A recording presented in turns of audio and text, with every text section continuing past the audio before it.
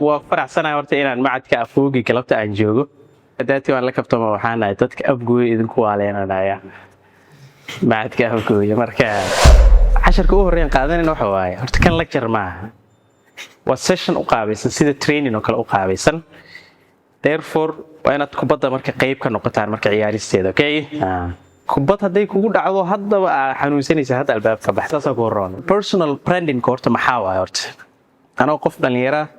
أو medicine برتا أما finance برتا أما business برتا أي هرت محان وقبها هنا هاي personal branding كورت base كيس أنا أحكي فهم سنة يعني personal level business level everything محان وقبها هنا أنا هرت أحكي فهم سنة that's number one number two حنكها اللي دونا قرني قلبا تيني كود من كجرنا why حلقان personal branding كوا وود أولي أما why ومهم ويا okay so fundamentally كتان فانو waxaan u dhaadhacaynaa oo su'aasha labaad ah why this one is important yani inaad personal brand leedahay qarnigan why waxay muhiim tahay kadib waxaan ku soo gabagabeyn doonaa labadaas markaa fahamtid 100% waxay ka caawin doonaan inaad raadisid xog ah see ku horumarin karaa see ku kobcin karaa Soomaa so waxaan markaas duu ilaahay raadaan ku soo gabagabeyn doonaa how oo ah tips and techniques aduu ilaahay raad in ka caawin doona inaad موضوع أنا أدوح كفهمتان لما شيء كلا سارة personal brand and personal branding personal brand